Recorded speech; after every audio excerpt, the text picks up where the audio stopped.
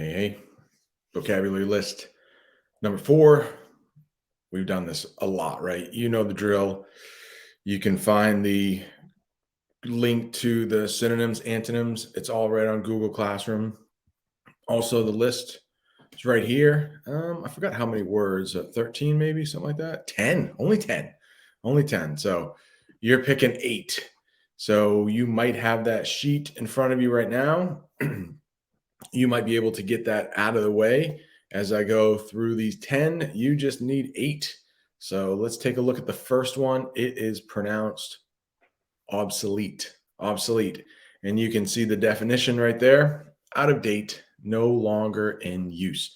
So one thing that I think we could say, although a lot of people are holding on to them, but like the house phone, as long as every member of the house has a cell phone, well, that's pretty common these days. The house phone might be obsolete. Like, why do you need a house phone? Um, in this, at least in Lewis and Auburn, okay, maybe in other parts of the country, not so. But like the horse and buggy, how people used to get around a while ago, that's obsolete. People have cars, we have buses, taxis, much quicker. So if a piece of technology has made it just useless, like you just don't need it, another word for that is obsolete. Think about Blu-rays. So when I was younger, it was like a VHS, right? If I wanted to watch a movie, it's one of those rectangular things. Nobody uses that anymore. Then it became DVDs. They looked like CDs. You see, they're all obsolete right now. Everything digital. You can stream it. You can stream your music. You can stream movies. All that physical stuff is obsolete. Next one is one of my favorites. Don't worry about that ad there. Williams Sonoma. Apathy is the next one. Lack of interest or emotion.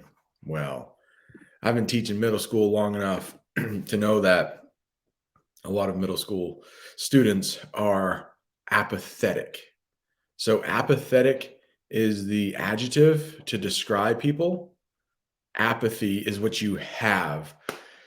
So, I hope this isn't the case for you, but you may have apathy towards English class. Means you just don't care. You don't care. Apathetic is the way to describe you, but if you have it, it's apathy. So the student was very apathetic towards English class.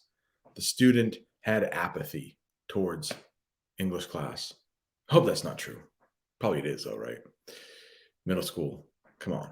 You have better things to think about than English class. Video games, guys, girls, whatever you're into. School for a lot of people is pretty low on the list, unfortunately. Not all though, not all. All right, the next one is let me make it bigger because it's a weird one. Starts the P, but we pronounce that word pseudonym. Pseudonym. And what is it? It's a fake name, mostly used by authors. Okay.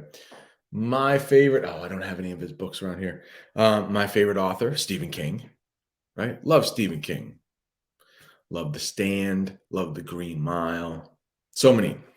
But for a couple of years back in like the 1980s, he wrote under a pseudonym. The name he chose was Richard Bachman. So a lot of people, if they want to remain anonymous, man, in the morning, I'm still dealing with that sickness.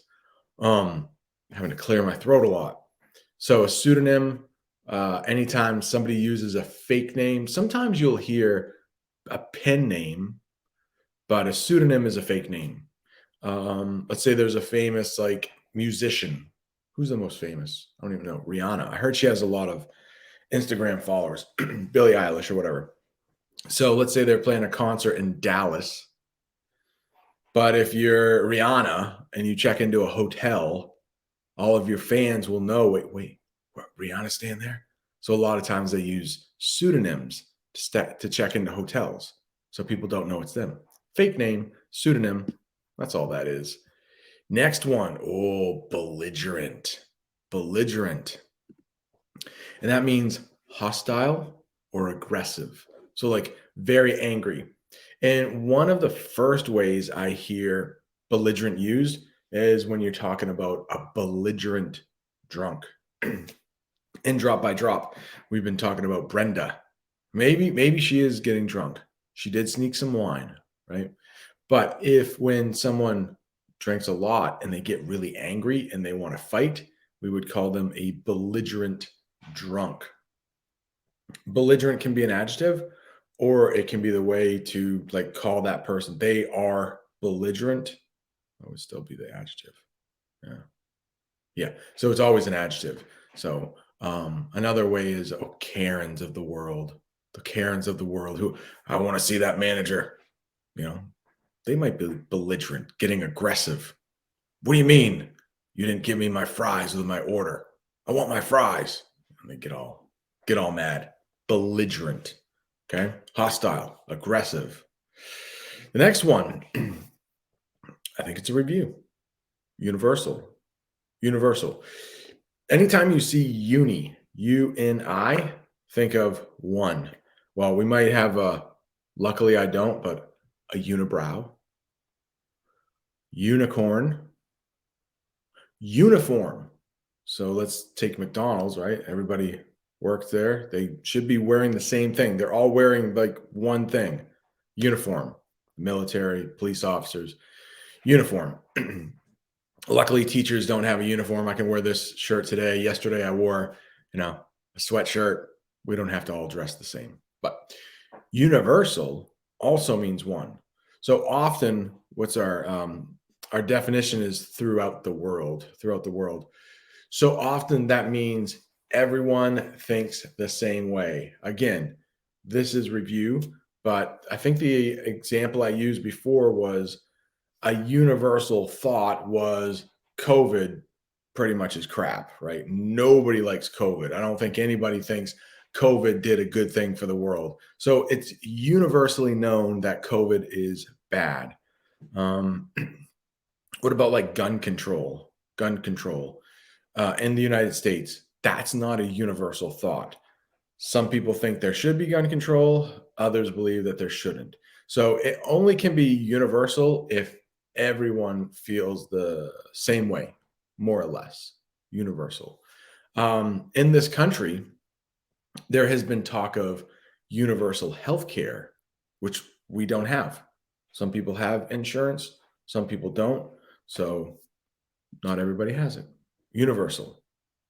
But um, we talked about cannibalism in some classes a few days ago. Guess what? Cannibalism throughout the whole world. That's a universal thought that cannibalism it's bad. Don't do it. Don't eat people. I don't think I have to say that, right? Everybody knows that. It's universal. Everybody knows that. The next one, cooperate. Cooperate. We're often, well, let's read the definition. To support with evidence. And it's often when two people get together. So let's talk about crime. Let's talk about crime. Let's say there was a hit and run in some classes. I think it's the first class, class B, class B. We were talking about somebody, a student, witnessing a hit and run. So what they will try to do to figure out what happened is they will ask a lot of eyewitnesses. And hopefully those eyewitnesses will corroborate each other's information. So corroborate, it's so we've had the word, didn't we have collaborate? No, maybe we haven't had collaborate yet. But collaborate is working together. Corroborate, it means there's information being tied together. Okay? Corroborate. Often used in legal terms, but to support with evidence. Think eyewitnesses corroborate. Hey, they can corroborate their evidence to make a stronger case. Okay, bringing things together. Hopefully that helps. The next one, simultaneous. And a lot of times you'll hear simultaneously. That means definition, happening at the same time, simultaneously, happening at the same time. So I don't know if this could ever happen. I guess it could. But let's say you're sitting in class, which I think you are right now. And then at the end of the day, there's a little tone that comes on to let everybody know they're calling the buses. Best time of the day, right? But what if at the same time, the fire drill started going off, the fire alarm started going off? At the exact same time, we could say the tone for buses and the fire drill went off simultaneously. Big word there, simultaneously. So anytime that things are happening at the same time. Ooh, everybody's favorite topic, NWA testing. Oh yeah. So last week, everybody was testing simultaneously. So we often add that ly to describe how something is being done. Okay. It was all happening simultaneously. Hard word to say. Hope that helps. Again, if you have any questions about any of these words, let me know. But what I'm doing is going through, giving definitions, giving examples. If you're watching this on your own, you can always pause it, right? Bisect. Years ago, I always talk about old stories, right? I never did this, but years ago in science class, they might dissect frogs. Dissect. If you think about that, it's cutting up, but it's multiple cuts. Multiple cuts. When you see bi, think two, bicycle has two wheels. Going back to unicycle has one wheel. So bisect. Bisect. If you look at the definition right here, to divide into two equal parts. That is the thing. I got a cough here. Excuse me. Yeah, that's the thing. So two, that's the big thing. So dissect, it means, at least one, but it could be multiple. Bisect, it's to divide into two equal parts. If you look at that pair right there, I mean, I'm not going to go ahead and measure it to make sure they're exactly equal.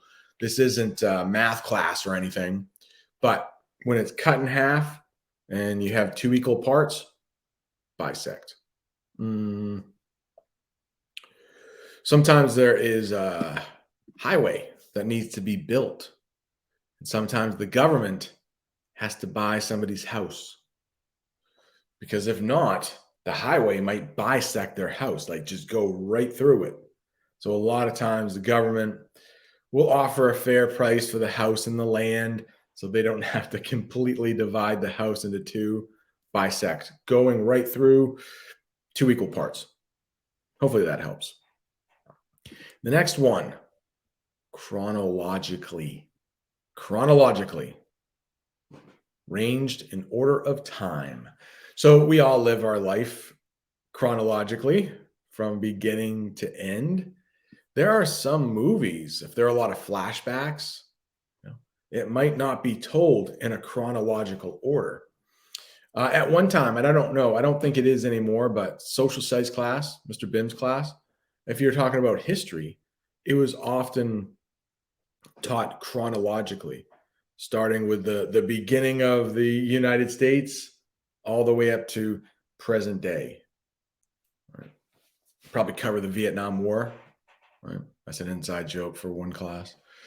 Not that the Vietnam War is a joke. That is not a joke. But in one class, it has been a running joke for a couple days.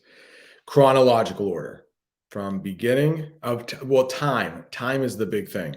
Chronological, it always has something to do with time. So from beginning to end when talking about time. Okay. Hopefully that helps. So you might say something like, well, let's say a trial again. I don't know why I'm thinking all about trials, but they might go, if you ever have a timeline, that would be told in chronological order. So, or it could be told chronologically. So the trial trying to prove that this crime was committed, they might go through it exactly in chronological order. How did it start? What happened in the middle? How did it end? Chronological order. Next one, reverberate. Reverberate. Let's make that a little bigger. It means to be repeated, as in a series of echoes or vibrations. All right. A lot of times, major historical events, like what has happened. Let's talk about sports. We haven't talked about sports in a while. Tom Brady. We'll go back to him. I'm sure at least everybody has heard of Tom Brady. Okay. Well, if you think back to the day he announced, I'm leaving the Patriots, that news, it reverberated throughout New England. It echoed. Everyone was talking about it. Oh, did you hear about that? I almost think about like when you drop a rock into a pond and you have all those ripples. So it will reverberate. So there's one central thing that happens, and then kind of like that, it affects a whole lot of people. A death in the community, maybe a famous actor that everybody loved and they just died way too soon. The news would reverberate throughout the nation. I think of Chadwick Boseman, Black Panther, young guy, seemed like he had his whole life in front of him. Nobody knew that he was battling, was it cancer? And when he died, a lot of people who like Marvel movies and whatever, it was like there was a shock and it was like reverberating throughout that culture. Hope that's clear. Next one. That's it. What do you know? Done. So hopefully, with all that, you're like, look at this. Vocabulary number 4 study guide. I'm done. Pass it in. Here you go. All right. I don't know how much time is left in class. What do you think? 5 minutes? 10 minutes? Please, as I always say, use the rest of the time wisely. All right. Adios, amigos.